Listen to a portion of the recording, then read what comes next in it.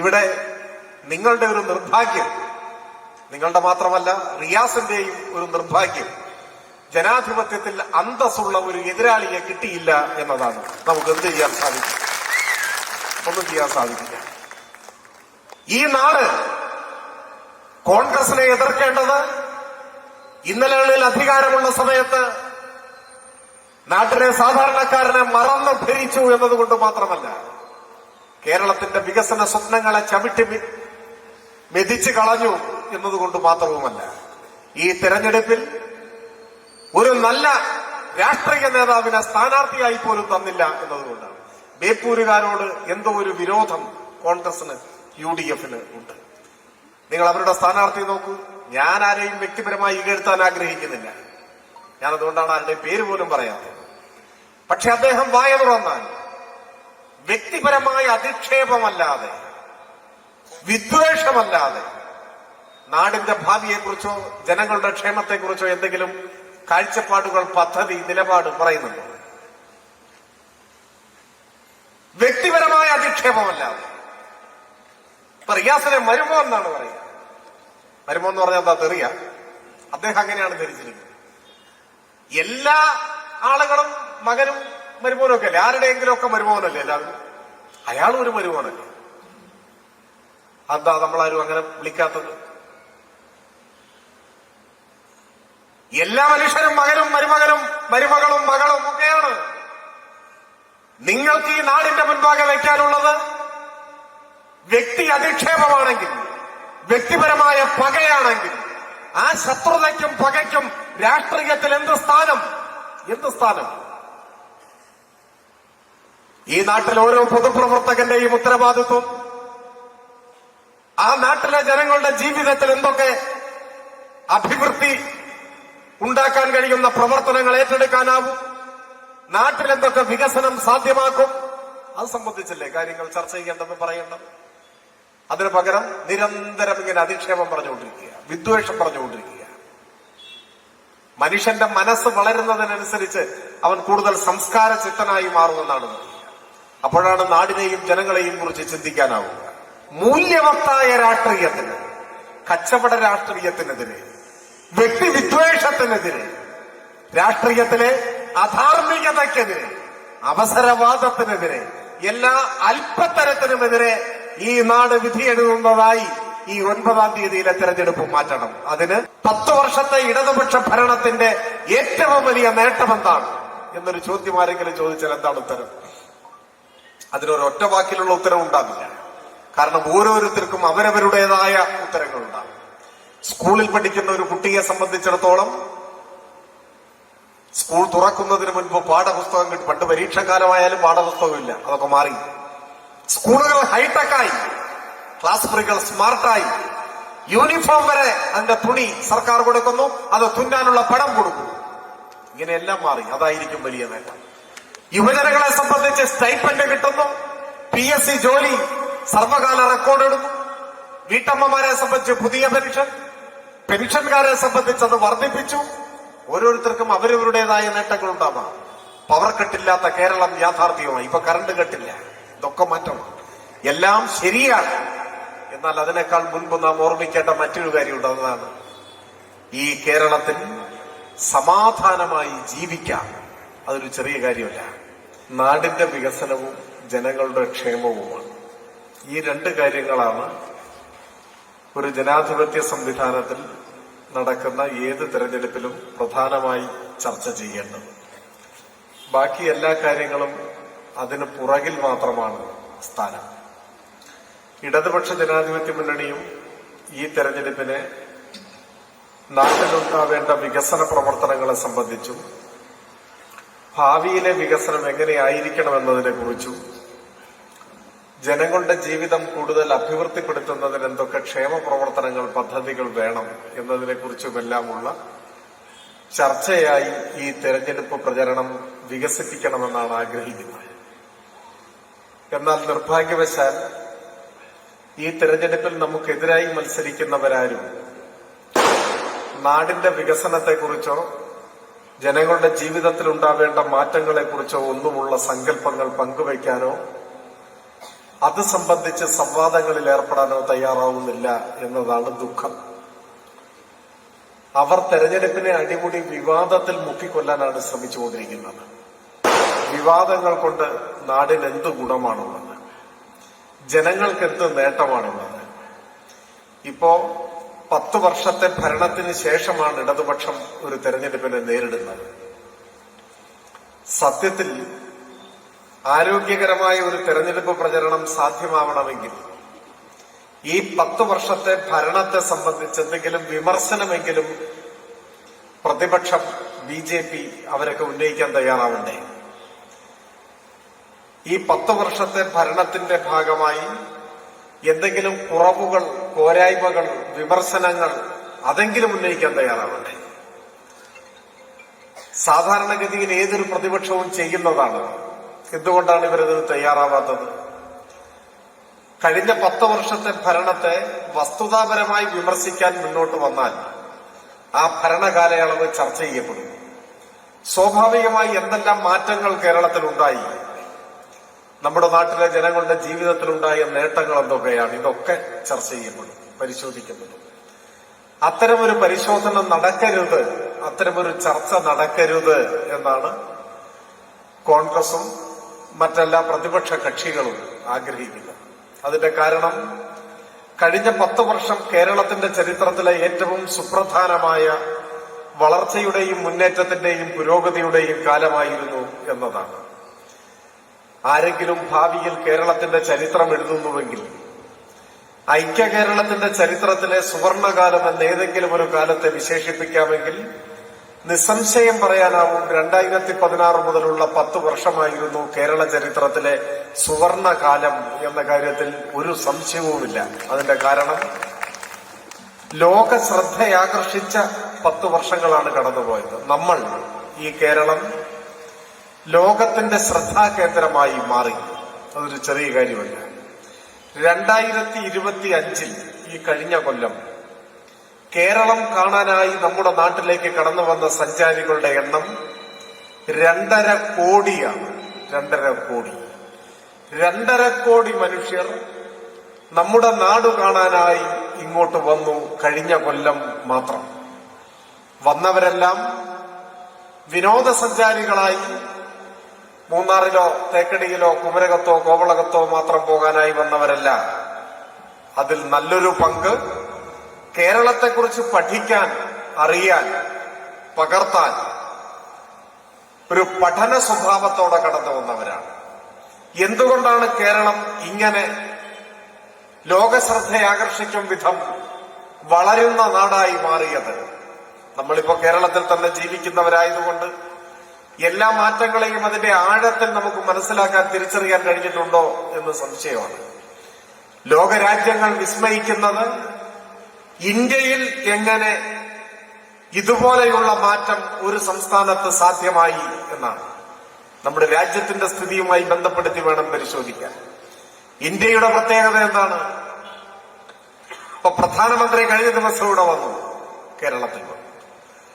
പ്രധാനമന്ത്രിയും കേന്ദ്രമന്ത്രിമാരും അവർ വിലക്കെടുത്ത ചില മാധ്യമങ്ങളും പ്രചരിപ്പിക്കുന്നത് പോലെയല്ല വസ്തുതകൾ.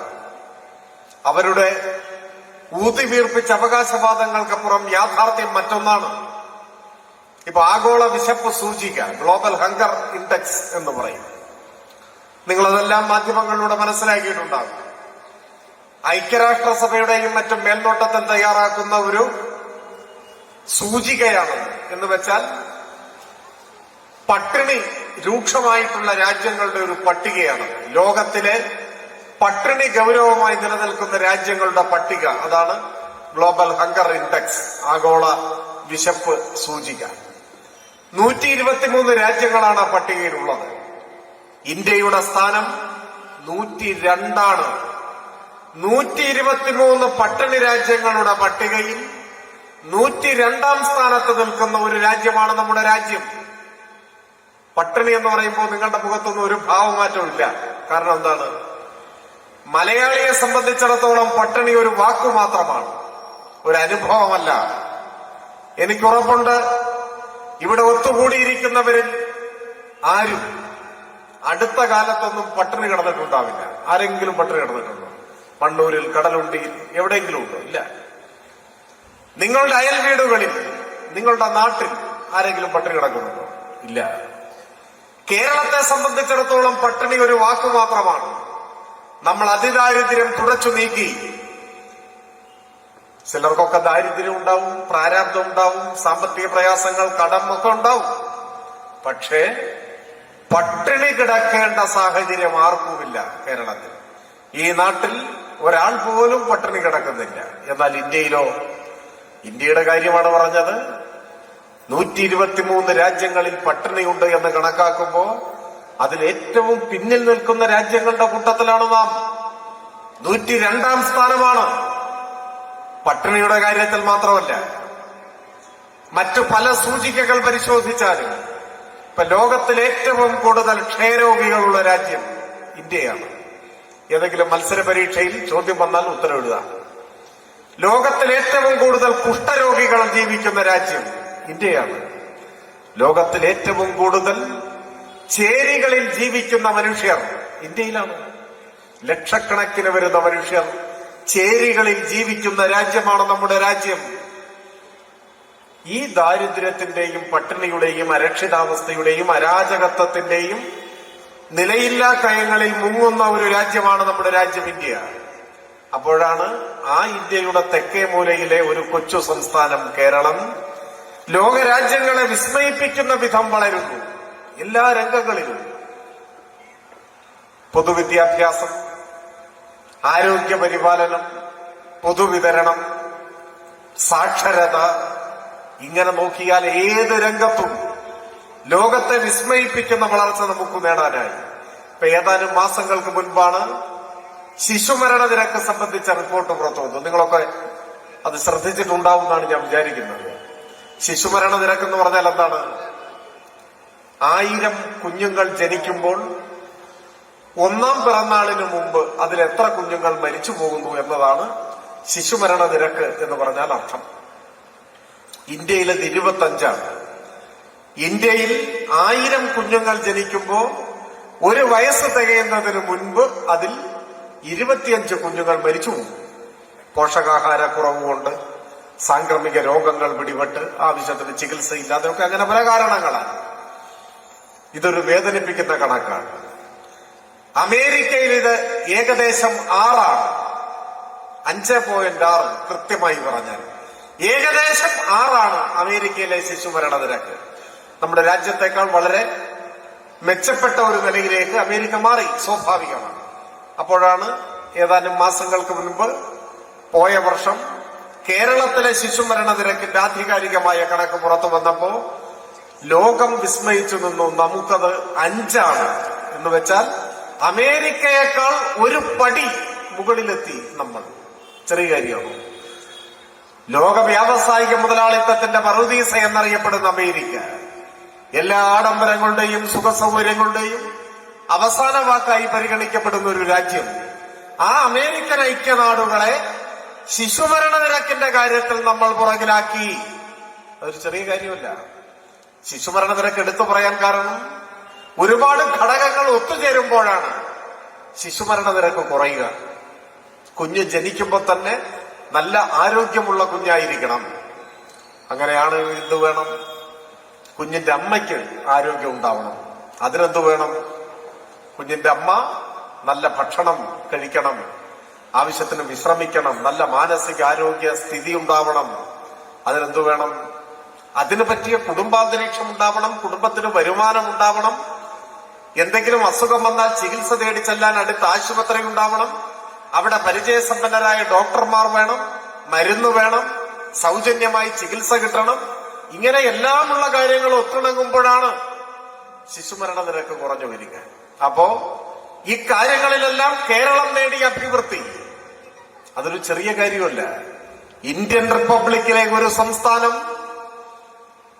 ശിശുമരണ നിരക്കിന്റെ കാര്യത്തിൽ ലോകത്തിലെ 1ാം കിട രാജ്യങ്ങളുടെയും മുകളിലെത്തി. ഇതാ കാര്യത്തിൽ മാത്രമല്ല, പ്രതീക്ഷിതായുസ്, മാതൃമരണ നിരക്ക്, ഇതിലെല്ലാം നമ്മൾ രാജ്യത്ത് 1ാമതാണെന്ന് പോകട്ടെ, നമ്മൾ മത്സരിക്കുന്നത് അമേരിക്കയോടും സ്കാൻഡിനേവിയൻ രാജ്യങ്ങളോടും ഒക്കെയാണ്. അതാണ് പ്രത്യേകത. ഇപ്പൊ പ്രതീക്ഷിത ആയുസ്, ഇന്ത്യയിൽ ഏറ്റവും കൂടുതൽ ആയുസ്സുള്ള മനുഷ്യർ നമ്മളാണ്, മലയാളികളാണ്. ഇതെങ്ങനെ സംഭവിച്ചു?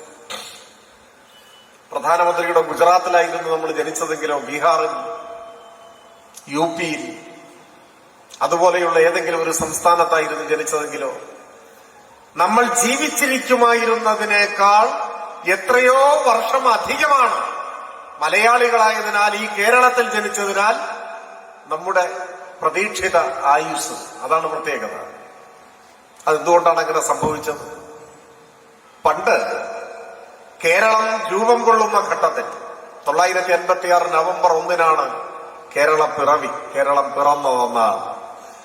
കേരളം ഒരു സംസ്ഥാനമായി രൂപീകരിക്കപ്പെടുന്ന ആ ഘട്ടത്തിൽ 50കളിൽ മലയാളിയുടെ പ്രതീക്ഷിതായുസ് എത്രയായിരുന്നു? നമ്മൾ ഞെട്ടിപ്പോകും അത് പരിശോധിച്ചാൽ. 50കളിൽ മലയാളിയുടെ പ്രതീക്ഷിതായുസ് 45 വയസ്സായിരുന്നു. നിങ്ങൾ വിശ്വസിക്കുമോ? എന്ന് വെച്ചാൽ അക്കാലത്ത് 45 വയസ്സായി എന്ന് പറഞ്ഞാൽ ഒരു വയസ്സനായി, ഒരു വൃദ്ധൻ, ഒരു വൃദ്ധ, അതാണ് അർത്ഥം. ഇപ്പൊ നിങ്ങളുടെ ഇടയിലിരിക്കുന്ന 45 വയസ്സായ ഒരാളോട് വൃദ്ധൻ എന്നൊക്കെ വിളിച്ചാൽ എന്തായിരിക്കും? വിളിച്ചതേ ഓർമ്മയുണ്ടാവുള്ളൂ, അവസാനത്തെ വിളിയായിരിക്കും. ഇപ്പൊ 45, 55, 65, 75 ഒക്കെ വല്ല വയസ്സുമാണ്. 90 വയസ്സായ ഒരാൾ തലമുടിയൊക്കെ കറുപ്പിച്ച് ഇങ്ങോട്ട് കയറി വന്നു കഴിഞ്ഞാൽ 90 വയസ്സായി നമ്മൾ ആരെങ്കിലും പറയൂ? ഒരു ചെറുപ്പക്കാരൻ അല്ലെങ്കിൽ ഒരു ചെറുപ്പക്കാരി എന്നേ പറയൂ. എന്താ കാരണം? മനുഷ്യരുടെ പ്രായം ഇപ്പൊ മനസ്സിലാവണമെങ്കിൽ മുടി കറുത്തതാണോ വെളുത്തതാണോ എന്ന് നോക്കുക മാത്രമേ മാർഗമുള്ളൂ. മുടി കറുപ്പിച്ചാൽ പ്രായം തിരിച്ചറിയാൻ വലിയ പാടാണ്. പ്രായത്തിൻ്റെതായ ഒരു അടയാളവും മുഖത്ത് നോക്കിയാൽ മനസ്സിലാവില്ല. എല്ലാവരും നിത്യ യൗവനങ്ങളായിരിക്കുകയാണ്, അല്ലേ? ആണ്. ഇപ്പൊ നിങ്ങളുടെ കൂട്ടത്തിൽ മുടി കറുപ്പിച്ചിരിക്കുന്ന ആരാന്ന് നമുക്ക് അറിഞ്ഞുകൂടാ, അതുകൊണ്ട് പ്രായം പറയാൻ പറ്റില്ല. ഈ മാറ്റം എങ്ങനെ ഉണ്ടായി? 50കളിൽ 60കളിലൊക്കെ കേരളത്തിലെ മനുഷ്യർ ഒരു നേരം മാത്രമേ ഭക്ഷണം കഴിക്കുമായിരുന്നുള്ളൂ, ഒറ്റ നേരം, അതിനേ ഗതിയുള്ളൂ. ഇപ്പൊ ഇരിക്കുന്ന നിങ്ങളിൽ ആരെങ്കിലും ഒരു നേരം മാത്രം ഭക്ഷണം കഴിക്കുന്നവരുണ്ടോ? തടി കുറയ്ക്കാൻ വല്ല ഡയറ്റ് നോക്കുന്നവരുണ്ടാവും. അതല്ലാതെ ഭക്ഷണം ഇല്ലാത്തതിന്റെ പേരിൽ കഴിക്കാത്ത ആരും ഉണ്ടാവില്ല. സമീകൃതാഹാരം, പോഷകാഹാരം, മെച്ചപ്പെട്ട ചികിത്സ, ഇതെല്ലാം വന്നു. നമ്മുടെ ജീവിത ശൈലികൾ മാറി, കുടുംബങ്ങളുടെ വരുമാനം മെച്ചപ്പെട്ടു, സൗജന്യ വിദ്യാഭ്യാസം യാഥാർത്ഥ്യമായപ്പോ എല്ലാവരും പഠിക്കാൻ തുടങ്ങി, പഠിച്ചവർക്ക് ജോലി കിട്ടി, അപ്പൊ കുടുംബത്തിന്റെ വരുമാനം വർദ്ധിച്ചു, അതിനനുസരിച്ച് ജീവിത സൗകര്യങ്ങൾ മെച്ചപ്പെട്ടു. അങ്ങനെ എല്ലാം വന്ന് നമ്മളിപ്പോ ഇന്ത്യയിൽ ഏറ്റവും കൂടുതൽ കാലം ജീവിച്ചിരിക്കുന്ന മനുഷ്യരായി മാറി. ചെറിയ കാര്യമല്ല. ഈ നേട്ടങ്ങളെല്ലാം ലോകോത്തരമായി മലയാളിയെ വളരാൻ പ്രാപ്തരാക്കി മാറ്റി. അതിനനുസൃതമായ ഭരണപരിഷ്കാരങ്ങൾ, നടപടികൾ കേരളത്തിലുണ്ടായി. അതിനെ എല്ലാം ക്രമീകരിച്ച് ക്രോഡീകരിച്ച് ഒരു നവകേരളം എന്ന ലക്ഷ്യത്തിലേക്ക് മുൻപോട്ട് പോവുകയാണ് ഇപ്പോൾ കേരളത്തിൽ. ഈ കഴിഞ്ഞ 10 കൊല്ലം കൊണ്ട് കേരളത്തിലുണ്ടായ മാറ്റങ്ങൾ നിങ്ങൾ നോക്കൂ. ഒറ്റ വാചകത്തിൽ പറഞ്ഞാൽ വൻകിട വികസന പദ്ധതികൾ, ബൃഹത് പദ്ധതികൾ, കേരളത്തിന്റെ മുഖച്ഛായ മാറ്റുന്ന പദ്ധതികൾ, ഒപ്പം ഓരോ മനുഷ്യന്റെയും ജീവിതത്തിൽ അനുഭവവേദ്യമാവുന്ന ആശ്വാസമേകുന്ന നടപടികൾ, ക്ഷേമ പദ്ധതികൾ, ഇത് രണ്ടും നമ്മൾ സമന്വയിപ്പിച്ചു. ഇപ്പൊ സാധാരണക്കാരായ ജനങ്ങൾക്ക് ആശ്വാസമേകുന്ന എത്ര ക്ഷേമ പദ്ധതികൾ, പ്രധാനമായും പെൻഷൻ. ഒരുപക്ഷെ ഇവിടെ അതൊക്കെ പറഞ്ഞിട്ടുണ്ടാവും. 2000 രൂപ പെൻഷൻ കിട്ടുന്ന ഒരേ ഒരു ഇന്ത്യൻ സംസ്ഥാനമാണ് നമ്മുടെ സംസ്ഥാനം. അതാ പ്രത്യേകത. ഇന്ത്യയിൽ മറ്റൊരു സംസ്ഥാനത്തും 2000 ഉറുപ്പിക ക്ഷേമ പെൻഷൻ ഇല്ല. നമ്മൾ കോൺഗ്രസ് ഭരിക്കുന്ന കർണാടകയിലാണ് ജനിച്ചതെങ്കിലോ പെൻഷനും ഇല്ല, ആയുസ്സുമില്ല, ആരോഗ്യവുമില്ല, ഒന്നുമില്ല. മലയാളികൾ ഭാഗ്യവാന്മാരും ഭാഗ്യവതികളുമാണ്. എന്തുകൊണ്ടെന്നാൽ നമ്മൾ ജനിച്ചത് കേരളത്തിലാണ്. കേരളം 10 കൊല്ലമായി ഇടതുപക്ഷം ഭരിക്കുന്ന നാടാണ്. അതുകൊണ്ട് നമുക്ക് 2000 ഉറുപ്പികയുടെ പെൻഷനുണ്ട്, കുടിശ്ശികയില്ല. 62 ലക്ഷം പേർക്കാണ് അത് കിട്ടുന്നത്. ഇപ്പോഴിതാ ഒരു പുതിയ പദ്ധതി ആരംഭിച്ചിരിക്കുന്നു, നിങ്ങളെല്ലാം മനസ്സിലാക്കിയിട്ടുണ്ട്. വീട്ടമ്മമാരുടെ ക്ഷേമ പെൻഷൻ, സ്ത്രീ സുരക്ഷാ പെൻഷൻ. ഇവിടെ മുന്നിൽ വീട്ടമ്മമാർ എന്ന് കരുതാവുന്ന ആളുകൾ ധാരാളം ഇരിക്കുന്നുണ്ട്. എന്തിനാണ് അവർക്കൊരു പെൻഷന്റെ ആവശ്യം? നിങ്ങൾ ചിന്തിച്ചിട്ടുണ്ടോ? കേരളത്തിൽ ഏറ്റവും കൂടുതൽ അധ്വാനിക്കുന്ന ജനവിഭാഗം ഏത് എന്ന് ചോദിച്ചാൽ ഏതെങ്കിലും ഒരു ഫാക്ടറിയിലെ തൊഴിലാളിയല്ല, വീട്ടമ്മമാരാണ്, സ്ത്രീകളാണ്. പക്ഷെ പ്രശ്നം അവരുടെ അധ്വാനത്തിന്റെ മൂല്യം നമ്മുടെ സമൂഹം തിരിച്ചറിഞ്ഞിട്ടില്ല എന്നതാണ്. അതിന്റെ കാരണം നമ്മുടെ സമൂഹം ഒരു പുരുഷ കേന്ദ്രീകൃത സമൂഹമാണ്, ഒരു പുരുഷാധിപത്യ സമൂഹമാണ്. സ്ത്രീയുടെ അധ്വാനത്തിന്റെ മൂല്യം ഇതുവരെ മനസ്സിലാക്കുകയോ പരിഗണിക്കുകയോ ചെയ്യുന്നില്ല എന്നത് നമ്മുടെ സമൂഹത്തിന്റെ പൊതുവായ ഒരു കുറവാണ്. ഇപ്പൊ ഈ കഴിഞ്ഞ ആഴ്ച ഒരു സുപ്രീം കോടതി വിധി വന്നിരുന്നു. നിങ്ങൾ ആരെങ്കിലും ശ്രദ്ധിച്ചായിരുന്നോ? പത്രത്തിലൊക്കെ ഉണ്ടായിരുന്നു. ആരെങ്കിലും വായിച്ചോ? ഒരു സുപ്രീം കോടതി വിധി വായിച്ചെന്നോ ഇല്ലെന്നോ? സ്ത്രീകൾ വായിച്ചു എന്ന് പറയുന്നത്, പുരുഷന്മാർ അറിയാത്ത പോലെ ഇരിക്കുകയാണ്. എന്താണ് പ്രശ്നം? സുപ്രീം കോടതി വിധി വീട്ടുജോലി സ്ത്രീയുടെ മാത്രം ഉത്തരവാദിത്വമല്ല. അതാണ് സുപ്രീം കോടതി വിധി. പുരുഷന്മാരും വീട്ടുജോലി ചെയ്യണം എന്നാണ്. അതുകൊണ്ടാണ് പുരുഷന്മാർ ആ വാർത്ത വായിക്കാത്തത്. ആ കോടതി വിധിയിൽ ഒരു വരി കൂടിയുണ്ട്. എന്താണ് ആ വരി? ഇന്ത്യയിലെ എല്ലാ പുരുഷന്മാരോടും സുപ്രീം കോടതി ഓർമ്മിപ്പിക്കുന്നു, നിങ്ങൾ വിവാഹം കഴിച്ചിരിക്കുന്നത് ഒരു വീട്ടുജോലിക്കാരിയെ അല്ല എന്നോർത്തുകൊള്ളണം. അതുകൊണ്ട് വീട്ടുജോലി പുരുഷനും ചെയ്യണം എന്നാണ് സുപ്രീം കോടതിയുടെ വിധി. ഞാൻ സാന്ദർഭികമായി അതിവിടെ പറഞ്ഞു എന്നേ ഉള്ളൂ. നമ്മുടെ വിഷയം അതല്ല. പറഞ്ഞു വന്നത് എന്താണ്? സ്ത്രീകളുടെ വീട്ടിലെ ജോലി എന്നത് എത്രയെടുത്താലും അവസാനിക്കാത്തതും എന്നാൽ വിലമതിക്കപ്പെടാത്തതുമായി തലമുറകളായി തുടരുകയാണ്. നമ്മുടെയൊക്കെ വീടുകളിൽ ആദ്യം ഉറക്കം മറന്നെഴുന്നേൽക്കുന്നത് ആരാണ്? സ്ത്രീകളാണ്, അല്ലേ? ഉറപ്പാണ്. ഏറ്റവും ഒടുവിൽ ഉറങ്ങുന്നത് ആരാണ്? അതും സ്ത്രീകളെ. നേരം വെളുക്കുന്നതിന് മുൻപ് ആരംഭിക്കുന്ന ജോലി പാതിരാത്രി വരെ നീണ്ടു നിൽക്കും. രാവിലെ ഉറക്കം മറന്നെഴുന്നേറ്റാൽ നാട്ടിൻപുറങ്ങളിൽ പ്രത്യേകിച്ചും വീടും മുറ്റവും ഒക്കെ അടിച്ചുവാരി തൂത്തുവാരി വൃത്തിയാക്കാത്ത ഏതെങ്കിലും വീട്ടമ്മയുണ്ടോ? അതൊരു ജോലിയാണ്. PSC വഴി അഡ്വൈസ് മെമ്മോ കൊടുത്ത് നിയമനം കൊടുക്കേണ്ട ഒരു ജോലി. പാർട്ട് ടൈം സ്വീപ്പർ ഒരു ജോലിയാണ്. അതിന് ശമ്പളമൊക്കെ ഉണ്ട്. ഭക്ഷണം പാചകം ചെയ്യാത്ത ഏതെങ്കിലും ഒരു വീട്ടമ്മയുണ്ട്, അത് മറ്റൊരു ജോലിയാണ്. കുക്ക്, അതിന് ശമ്പള സ്കെയില് വേറെയാണ്. വസ്ത്രം അലക്കി വൃത്തിയാക്കാത്ത വീട്ടമ്മമാരില്ലല്ലോ, അത് മറ്റൊരു PSC ജോലിയാണ്. ഡോബി, സ്കൂളിലും മറ്റുമൊക്കെ പഠിക്കുന്ന കുട്ടികളുണ്ടെങ്കിൽ അവരെ പഠനകാര്യങ്ങളിൽ സഹായിക്കുന്നത് മിക്ക വീടുകളിലും വീട്ടമ്മമാർ തന്നെയാണ്. അപ്പൊ ഒരു ട്യൂട്ടറുടെ ജോലി അവിടെ വരും. ഒരാൾ കിടപ്പ് രോഗിയായി മാറി വീട്ടിൽ ഒരംഗം, ആരാണ് ശുശ്രൂഷിക്കുക? ആ ചുമതലയും അധികവും കടന്നു വരിക സ്ത്രീയിലേക്ക് തന്നെയാണ്. അപ്പൊ ഒരു നഴ്സിന്റെയോ ഹോം നഴ്സിന്റെയോ ഒക്കെ ജോലി അവിടെ വരും. നിങ്ങൾ നോക്കൂ, ഒരുപാട് ജോലി ഒരേ സമയം ചെയ്തു തീർക്കേണ്ട ഒരാളായി വീട്ടമ്മ മാറുകയാണ്. എന്നാൽ അതൊന്നും ഒരു ജോലിയായി നമ്മുടെ സമൂഹം പരിഗണിക്കുന്നില്ല. ഈ ജോലി ചെയ്യുന്ന സ്ത്രീകൾ തന്നെയും ഈ പുരുഷാധിപത്യ സമൂഹത്തിൽ ജീവിക്കുന്നവരായതുകൊണ്ട് തങ്ങൾ ചെയ്യുന്ന അധ്വാനത്തിന്റെ മൂല്യം എത്ര വലുതാണ് എന്ന് അവരും ചിലപ്പോൾ മനസ്സിലാക്കിയെന്ന് വരില്ല. പലപ്പോഴും സ്ത്രീകളെ പരിചയപ്പെടുമ്പോൾ നമ്മൾ എന്ത് ചെയ്യുന്നു ചോദിച്ചാൽ പലരും പറയും, ജോലിയൊന്നുമില്ല സഖാവേ, ഹൗസ് വൈഫാണ്. ഹൗസ് വൈഫ് ഉദ്ദേശിക്കുന്നത് ശമ്പളം കിട്ടുന്ന ജോലിയൊന്നും ഇല്ല എന്നാണ്. അതുകൊണ്ടാണ് ജോലിയൊന്നും ഇല്ല എന്ന് പറയുന്നത്, അല്ലാതെ വെറുതെ ഇരിക്കുന്ന ആളല്ല. പക്ഷെ ഇത് സ്ത്രീകൾ മാത്രം പറയുന്ന മറുപടിയാണ്. പുരുഷന്മാരോട് ചോദിച്ചാൽ സർക്കാർ ജോലിയില്ലാത്ത ഏതെങ്കിലും പുരുഷൻ പറയുമോ, ജോലിയൊന്നുമില്ല സഖാവേ, ഞാൻ ഹൗസ് ഹസ്ബൻഡാണ് എന്ന് പറയും? അങ്ങനെ ഒരു വാക്കില്ല. ഹൗസ് വൈഫേ ഉള്ളൂ, വീട്ടമ്മയേ ഉള്ളൂ, വീട്ടച്ഛൻ ഇല്ല. അങ്ങനെ ഒരു വാക്കുണ്ടോ? ഇല്ല. അതുകൊണ്ടാണ് ഇല്ലാത്തത്. ജോലി ഇല്ലെങ്കിലും വീട്ടച്ഛൻ എന്ന് പറയില്ല. അതാണ് നമ്മുടെ സമൂഹം പുരുഷാധിപത്യ സമൂഹമാണെന്ന് പറയുന്നത്. പുരുഷാധിപത്യ സമൂഹത്തിന്റെ ഭാഷാപരമായ ഒരു സ്ത്രീ വിരുദ്ധതയാണ് ഇത്തരം വാക്കുകളുടെ ആവിർഭാവം. അതാണ് വസ്തുത. അപ്പൊ പറഞ്ഞു വന്നത്, ചരിത്രത്തിലാദ്യമായി വീടുകളെ നിലനിർത്തുന്ന, കുടുംബാംഗങ്ങൾക്ക് വേണ്ടി ജീവിതം സമർപ്പിക്കുന്ന കേരളത്തിലെ ഏറ്റവും വലിയ അധ്വാന ശക്തിയായ വീട്ടമ്മമാരുടെ അധ്വാനത്തിന് ചരിത്രത്തിലാദ്യമായി ഇടതുപക്ഷ ജനാധിപത്യ മുന്നണിയുടെ ഗവൺമെന്റ് മൂല്യം കൽപ്പിക്കുന്നു, വിലമതിക്കുന്നു. സർക്കാർ ഖജനാവിൽ നിന്നുമുള്ള ഒരു പാരിതോഷികത്തിന് അവർ അർഹരാണ് എന്ന് തീരുമാനിക്കുന്നു. അങ്ങനെ ആവിഷ്കരിച്ച പദ്ധതിയാണ് സ്ത്രീ സുരക്ഷാ പെൻഷൻ.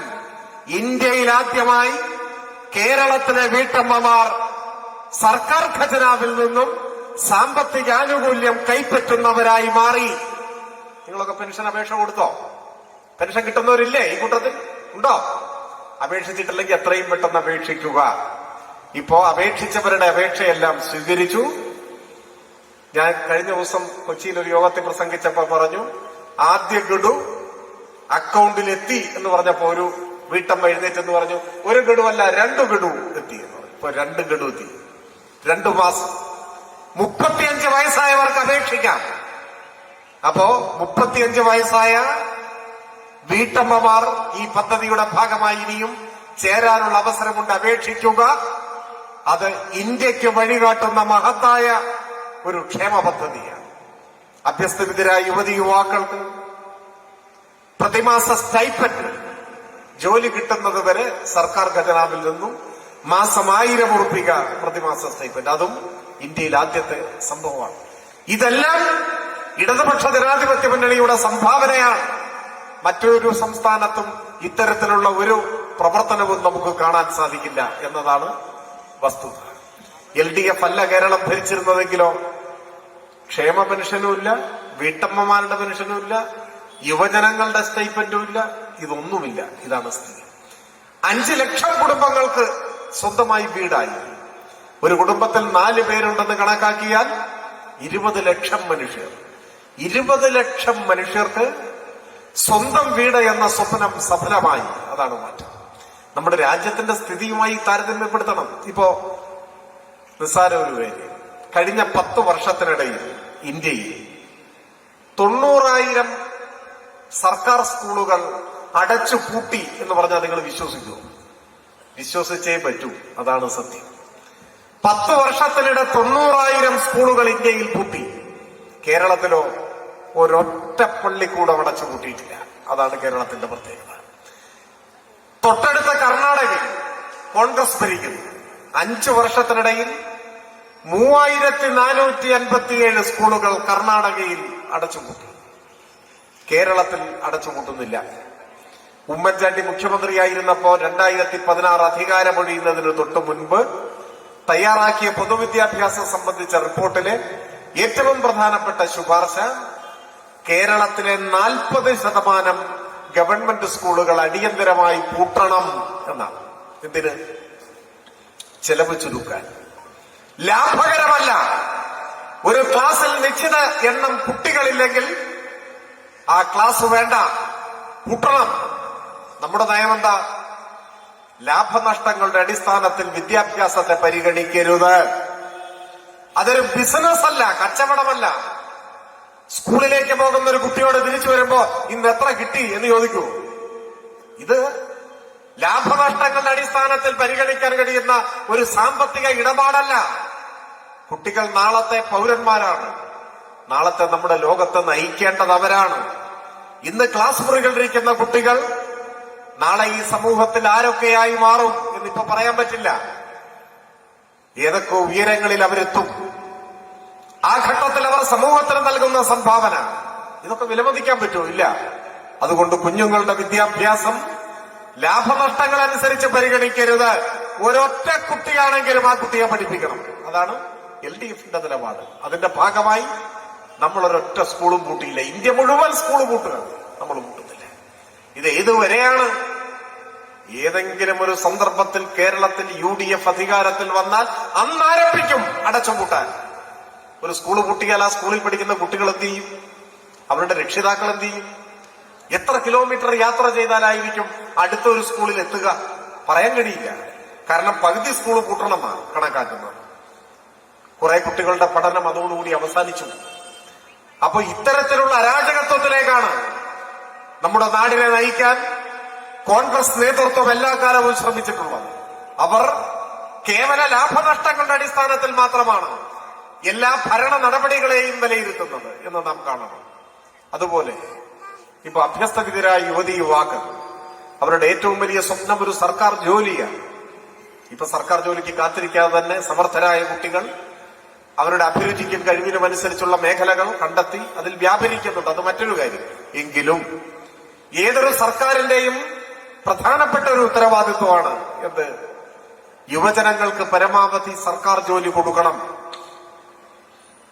നമ്മുടെ രാജ്യത്ത് 100 പേർക്ക് ജോലി കിട്ടുമ്പോൾ, PSC വഴി 100 പേർക്ക് ഇന്ത്യയിൽ സർക്കാർ ജോലി കിട്ടുമ്പോ അതിൽ 60 പരം ആളുകൾക്ക് ജോലി കിട്ടുന്നത് ഈ കേരളത്തിലാണ് എന്ന് പറഞ്ഞാൽ നിങ്ങൾ വിശ്വസിക്കൂ? അതും വിശ്വസിച്ചേ പറ്റൂ. സത്യമാണ്. സത്യത്തിൽ ജനസംഖ്യാനുപാതികമായി നോക്കിയാൽ അത്രയൊന്നും കിട്ടാൻ പാടില്ല. കാരണം ഇന്ത്യയിൽ 146 കോടിയോ മറ്റോ ആളുകളുണ്ടെന്നാണ് കണക്ക്. ഇന്ത്യൻ ജനസംഖ്യയുടെ 3% ഇല്ല കേരളത്തിലെ ജനസംഖ്യ. അത്രയേ ഉള്ളൂ. നമ്മൾ വളരെ കൊച്ചു സംസ്ഥാനമാണ്. 3% വരില്ല, അതിന്റെ താഴെ വരും. അപ്പോ 100 പേർക്ക് ഇന്ത്യയിൽ PSC വഴി ജോലി കിട്ടിയാൽ ജനസംഖ്യാനുപാതികമായി നോക്കിയാൽ എത്ര പേർക്ക് ഇവിടെ കിട്ടാൻ പാടുള്ളൂ? 3 പേർക്ക് കിട്ടാൻ പാടില്ല, അതിന്റെ താഴെ കിട്ടാൻ പാടുള്ളൂ. ഒരാൾക്കോ രണ്ടാൾക്കോ ഒക്കെ കിട്ടാൻ പാടുള്ളൂ. എന്നാൽ കിട്ടുന്ന എത്രയാണ്? 60-ൽ കൂടുതൽ കിട്ടുകയാണ്. ഇതൊരു അവിശ്വസനീയമായ കണക്കല്ലേ? നമുക്ക് ജനസംഖ്യാനുപാതികമായി ലഭിക്കേണ്ടതിന്റെ എത്രയോ ഇരട്ടി ഇവിടെ ലഭിക്കുന്നു. എങ്ങനെയാണ് ഇത് സാധ്യമാവുന്നത്?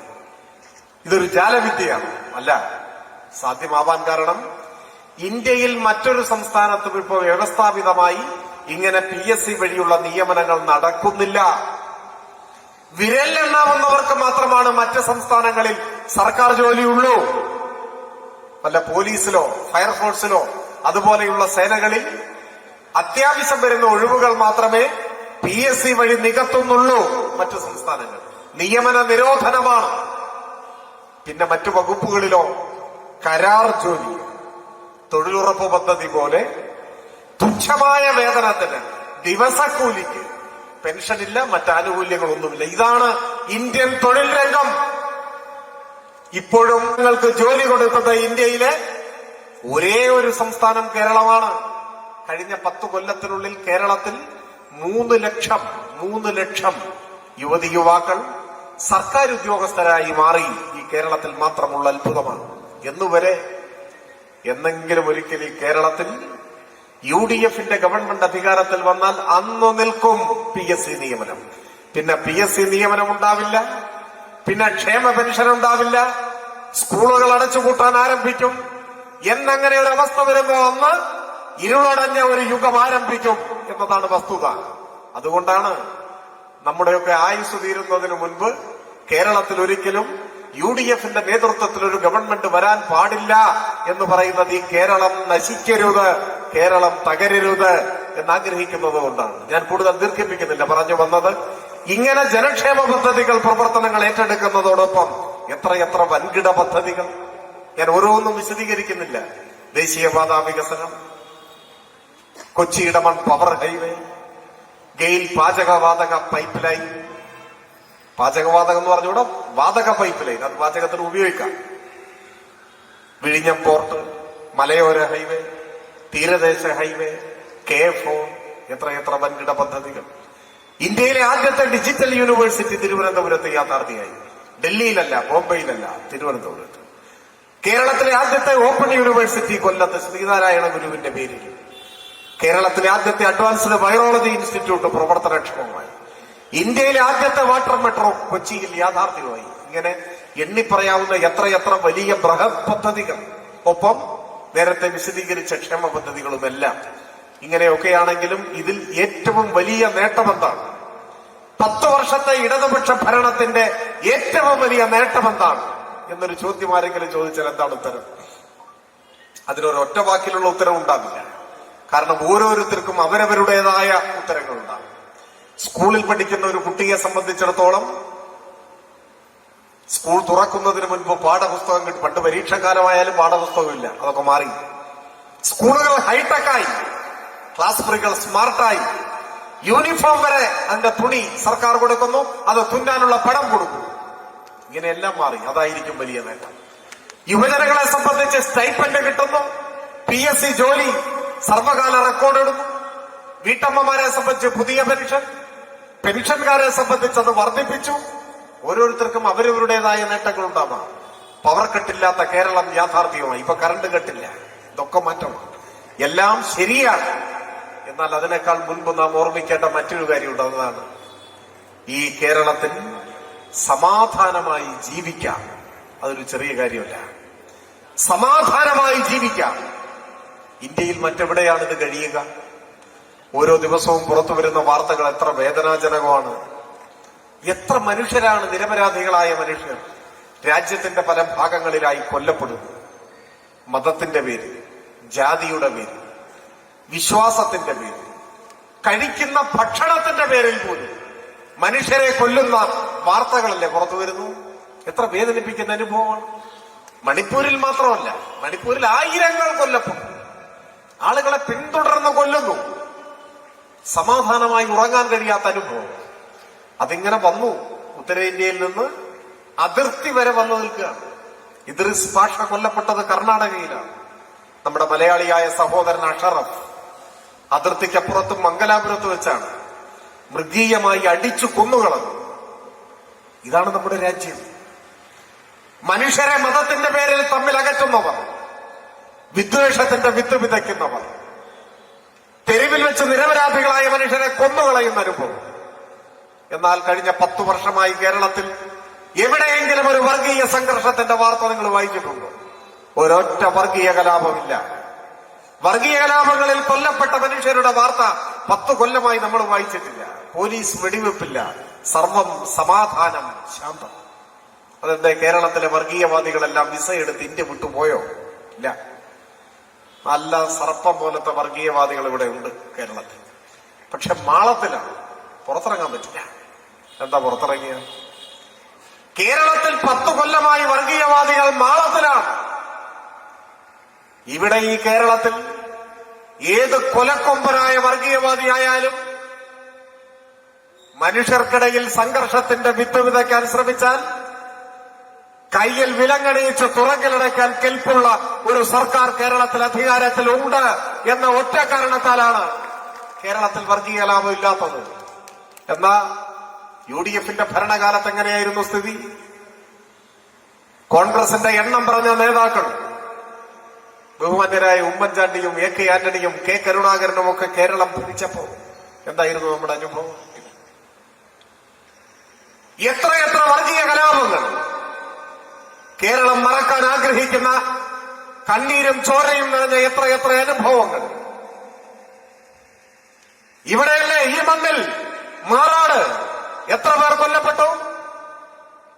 മാറാട് മാത്രമല്ല, കേരളത്തിൽ പല ഭാഗത്തും നമ്മുടെ നാട് മറക്കാൻ ആഗ്രഹിക്കുന്ന ഒരു കാലമാണ്. ഞാനത് വിശദമായി പറഞ്ഞ് നമ്മുടെ സമാധാനം കളയണമെന്ന് ആഗ്രഹിക്കുന്നില്ല. നാടാകെ ഇനി ഒരിക്കലും ആവർത്തിക്കരുതെന്ന് ആഗ്രഹിക്കുന്ന ഒരു നശിച്ച കാലത്തിന്റെ ഓർമ്മയാണ്. പക്ഷേ അങ്ങനെയൊരു കാലമുണ്ടായിരുന്നു കേരളത്തിൽ എന്നാരും മറന്നുപോകരുത്. കാലം മറക്കാം, പക്ഷെ അങ്ങനെ ഒരു കാലമുണ്ടായിരുന്നു. വർഗീയ കലാപങ്ങളുടെ കാലം. നിരപരാധികളായ മനുഷ്യർ ഈയാമ്പാറ്റകളെ പോലെ തെരുവിൽ വീണ് മരിച്ചൊരു കാലം. കൊല്ലപ്പെടുമോ എന്ന് ഭയന്ന് നിമിഷങ്ങൾ തള്ളി നീക്കിയ നിസ്സഹായരായ മനുഷ്യരുടെ അസ്വസ്ഥതകളുടെയും വേദനകളുടെയും ഒരു കാലം ഇവിടെ ഉണ്ടായിരുന്നില്ലേ? അന്നൊരിക്കലാണ് പാലക്കാട് നഗരത്തിൽ പട്ടാപ്പകൽ 10 വയസ്സ് മാത്രം പ്രായമുള്ള ഒരു പിഞ്ചു പെൺകുട്ടിയെ പോലീസ് വെടിവെച്ചു കൊന്നു. ആ കുഞ്ഞിന്റെ പേര് ഇപ്പോഴും എനിക്ക് ഓർമ്മയുണ്ട്. സിറാജുന്നീസ. ഓർക്കുന്നില്ലേ? സിറാജുന്നീസ എന്ന 5ാം ക്ലാസ്സിൽ പഠിക്കുന്ന ഒരു പിഞ്ചു പെൺകുഞ്ഞിനെ പാലക്കാട്ട് നഗരത്തിലാണ് കേരളത്തിന്റെ പോലീസ് വെടിവെച്ചു കൊന്നത്. എന്തിന്? വർഗീയ സംഘർഷങ്ങളും കലാപങ്ങളും അസ്വസ്ഥതകളും ഉണ്ടായാൽ അങ്ങനെയാണ്. പോലീസ് വെടിവെപ്പുണ്ടായാൽ അതിൽ നിരപരാധിയാണോ, മുതിർന്നയാളാണോ, കുഞ്ഞാണോ, ആരാണ് കൊല്ലപ്പെടുകയെന്ന് ആർക്ക് പറയാനാവും? ആ കുഞ്ഞെന്ത് തെറ്റ് ചെയ്തു? ഇതായിരുന്നു കേരളം. 10 കൊല്ലം കൊണ്ട് നാടാകെ സമാധാനമായപ്പോ പഴയകാലം പാടെ മറന്നുകൂടാ. മനുഷ്യന് മനസമാധാനത്തോടെ കിടന്നുറങ്ങാൻ പറ്റാത്ത ഒരു കാലമുണ്ടായിരുന്നു. ഈ ബേപ്പൂരിന്റെ മണ്ണിൽ എത്ര അഭയാർത്ഥി ക്യാമ്പുണ്ടായിരുന്നു! എന്തൊരു അരക്ഷിതാവസ്ഥയായിരുന്നു! മനസമാധാനത്തോടെ തെരുവിലിറങ്ങി നടക്കാൻ കഴിയാത്ത, സമാധാനമായി വീട്ടിൽ കിടന്നുറങ്ങാൻ കഴിയാത്ത ഒരു കാലം, ആര് എപ്പോൾ കൊല്ലപ്പെടുമെന്ന് പറയാനാവാത്തൊരു കാലം. ആ കാലം മാറിയില്ലേ? എങ്ങനെയാ മാറിയത്? UDF ഗവൺമെന്റിന്റെ കാലത്ത് ഇങ്ങനെ വർഗീയവാദികൾ അഴിഞ്ഞാടാനും മനുഷ്യരെ കൊല്ലാനും അവർക്ക് സാധിച്ചതെന്തുകൊണ്ടാണ്? അവരുടെ തടവുകാരായിരുന്നു UDFന്റെ ഗവൺമെന്റ്. ഈ കോഴിക്കോടല്ലേ ഇന്ത്യ കണ്ട ഏറ്റവും വലിയ വർഗീയവാദികളിൽ ഒരാളായ പ്രവീൺ തൊഗാഡിയെ വന്ന് വിഷം വമിക്കുന്ന പ്രസംഗം നടത്തിയത്? സ്വാഭാവികമായും പോലീസ് ഒരു കേസെടുത്തു. അപ്പോ RSSന്റെ കാര്യാലയത്തിൽ നിന്നും കല്ലേ പിളർക്കുന്ന ആജ്ഞ വന്നു. ഇപ്പൊ പിൻവലിച്ചോളണം. മുട്ടുവിറച്ച് മൂത്രമൊഴിച്ച് കേസ് പിൻവലിച്ചു കൊടുത്തു ഉമ്മൻചാണ്ടിയുടെ സർക്കാർ, അല്ലേ? തിരുവനന്തപുരത്ത് മഹാത്മാഗാന്ധി കോളേജിൽ പുറമെ നിന്നെത്തിയ ഒരു RSSന്റെ ക്രിമിനൽ സംഘം ആക്രമണം അഴിച്ചുവിട്ടപ്പോ അത് തടയാൻ ശ്രമിച്ച ഒരു പോലീസ് ഓഫീസർ അയാളെ ബോംബെറിഞ്ഞ് കൊല്ലാൻ നോക്കി RSS. ബോംബ് പൊട്ടിയ പോലീസ് ഓഫീസറുടെ ഒരു കാല് ചിതറി തെറിച്ചു. സ്വാഭാവികമായിട്ടും വധശ്രമത്തിന് കേസെടുത്തു. RSS കാര്യാലയത്തിൽ നിന്നും അന്ത്യശാസനം പുറപ്പെട്ടു. ഇപ്പൊ പിൻവലിക്കണം, ഈ മണിക്കൂറിൽ, നാളേക്ക് വയ്ക്കാൻ പാടില്ല. പിൻവലിച്ചു കൊടുത്തു കേസ് ഉമ്മൻചാണ്ടിയുടെ സർക്കാർ. കേരളത്തിന്റെ ചരിത്രത്തിൽ ആദ്യമായാണ് ഒരു പോലീസ് ഓഫീസറെ ബോംബെറിഞ്ഞ് കൊല്ലാൻ നോക്കിയ കേസ് പിൻവലിച്ചത്. RSSന്റെ ആജ്ഞയ്ക്ക് മുൻപിൽ മുട്ടുമടക്കി നട്ടല് വളച്ച് ശിരസ് കുനിച്ച് ഓച്ചാനിച്ച് നിൽക്കുന്ന ഭൃത്യനായിരുന്നു കേരളത്തിന്റെ മുഖ്യമന്ത്രി. കോൺഗ്രസ് എന്തുകൊണ്ട് RSSന്റെ വോട്ടും വാങ്ങിയാണ്? RSSന്റെ മാത്രമല്ല, എല്ലാ വർഗീയവാദികളുടെയും വോട്ട് വാങ്ങി. അതുകൊണ്ട് തന്നെ അവരുടെ ഇംഗിതമനുസരിച്ച് ഭരിക്കണം. കേരളത്തിലെ കാര്യശേഷിയുള്ള പോലീസിനെ ഉപയോഗിച്ച് കലാപങ്ങൾ അടിച്ചമർത്താനോ സാധാരണക്കാരായ ജനങ്ങളുടെ ജീവനും സ്വത്തിനും സംരക്ഷണം നൽകാനോ കലാപകാരികളെ തുറങ്കിലടയ്ക്കാനോ ഉള്ള കെൽപ്പ് കോൺഗ്രസ് ഗവൺമെന്റിനുണ്ടായിരുന്നില്ല. വർഗീയവാദികളുടെ ആജ്ഞയനുസരിച്ച് അവരുടെ താൽപര്യം സംരക്ഷിച്ച് ഒരു വിധ വർഗീയവാദികൾക്കും അലോസരമുണ്ടാക്കുന്ന ഒരു നടപടിയും സ്വീകരിക്കാതെ ഭരിക്കേണ്ടി വന്ന ഒരു ഗവൺമെന്റായിരുന്നു അന്ന്. കാലം മാറി. ഇടതുപക്ഷ ജനാധിപത്യ മുന്നണിയെ സംബന്ധിച്ചിടത്തോളം ഒരു വർഗീയവാദിയെയും പ്രീണിപ്പിക്കേണ്ട കാര്യമില്ല. ഏതു നിറത്തിലുള്ള വർഗീയതയായാലും വർഗീയതയാണ്. വർഗീയതയെ അകറ്റി നിർത്തി മതനിരപേക്ഷതയുടെ കൊടിക്കുറയുമായാണ് കേരളം മുൻപോട്ട് പോകുന്നത്. ഈ സമാധാനത്തിന്റെ നാളുകൾ അസ്തമിക്കണോ എന്നതാണ് ചോദ്യം. ഈ തെരഞ്ഞെടുപ്പിന്റെ പ്രധാനപ്പെട്ട ചോദ്യം അതാണ്. പെൻഷൻ മുടങ്ങണോ? പവർ കട്ട് വീണ്ടും വരണോ? സ്കൂളുകൾ അടച്ചുപൂട്ടണോ? ഉള്ള സ്കൂളിൽ പാഠപുസ്തകം മുടങ്ങണോ? എല്ലാറ്റിനും ഉപരി മനുഷ്യർ തലങ്ങും വിലങ്ങും കൊല്ലപ്പെടുന്ന വർഗീയവാദികൾ അഴിഞ്ഞാടുന്ന ഒരു നാടായി ഈ കേരളം മാറണോ? അതാണ് ചോദ്യം. അതുകൊണ്ട് കേരളത്തിന്റെ ഭാവിയെക്കുറിച്ച് ഉത്കണ്ഠയുള്ളവരെ സംബന്ധിച്ചിടത്തോളം കക്ഷി രാഷ്ട്രീയത്തിന് അതീതമായി പതാകകളുടെ നിറഭേദങ്ങൾക്കപ്പുറത്ത് ഈ നാട് നിലനിൽക്കണം. കേരളത്തിന്റെ പുരോഗതിയും വളർച്ചയും തുടരണം. നന്മകളുടെ നാടായി സാഹോദര്യത്തോടെ മനുഷ്യർ പുലരുന്ന ലോകോത്തര നിലവാരത്തിൽ മനുഷ്യ ജീവിതം സാധ്യമാവുന്ന ഒരു നാടായി കേരളം ഇനിയും വളരണം, കേരളം തുടരണം എന്നേ ചിന്തിക്കാനാവൂ. ഇടതുപക്ഷത്തിന് വോട്ട് ചെയ്യുക എന്ന് പറഞ്ഞാൽ അതിന്റെ അർത്ഥം കേരളത്തിന് വോട്ട് ചെയ്യുക എന്നാണ്. ആ വോട്ടിന് ഇവിടെ എല്ലാ വിഭാഗം ആളുകളും സ്വന്തം കുടുംബത്തിലെ ഒരു അംഗത്തെ എന്ന പോലെ പരിഗണിക്കാൻ കഴിയുന്ന സ്ഥാനാർത്ഥിയാണ് ഇടതുപക്ഷ ജനാധിപത്യ മുന്നണിയുള്ള സ്ഥാനാർത്ഥി സഖാവ് മുഹമ്മദ് റിയാസ്. ഞങ്ങളൊക്കെ സഹപ്രവർത്തകരായി പ്രവർത്തിച്ചിരുന്നവരാണ്. ഇവിടെ നിങ്ങളുടെ ഒരു നിർഭാഗ്യം, നിങ്ങളുടെ മാത്രമല്ല റിയാസിന്റെയും ഒരു നിർഭാഗ്യം, ജനാധിപത്യത്തിൽ അന്തസ്സുള്ള ഒരു എതിരാളിയെ കിട്ടിയില്ല എന്നതാണ്. നമുക്ക് എന്ത് ചെയ്യാൻ സാധിക്കും? ഒന്നും ചെയ്യാൻ സാധിക്കില്ല. ഈ നാട് കോൺഗ്രസിനെ എതിർക്കേണ്ടത് ഇന്നലകളിൽ അധികാരമുള്ള സമയത്ത് നാട്ടിലെ സാധാരണക്കാരനെ മറന്നു ഭരിച്ചു എന്നതുകൊണ്ട് മാത്രമല്ല, കേരളത്തിന്റെ വികസന സ്വപ്നങ്ങളെ ചവിട്ടി മെതിച്ചു കളഞ്ഞു എന്നതുകൊണ്ട് മാത്രവുമല്ല, ഈ തെരഞ്ഞെടുപ്പിൽ ഒരു നല്ല രാഷ്ട്രീയ നേതാവിനെ സ്ഥാനാർത്ഥിയായി പോലും തന്നില്ല എന്നതുകൊണ്ടാണ്. ബേപ്പൂരുകാരോട് എന്തോ ഒരു വിരോധം കോൺഗ്രസിന് UDF-ന് ഉണ്ട്. നിങ്ങൾ അവരുടെ സ്ഥാനാർത്ഥി നോക്കൂ. ഞാൻ ആരെയും വ്യക്തിപരമായി ഇകഴ്ത്താൻ ആഗ്രഹിക്കുന്നില്ല. ഞാൻ അതുകൊണ്ടാണ് ആരുടെയും പേര് പോലും പറയാത്തത്.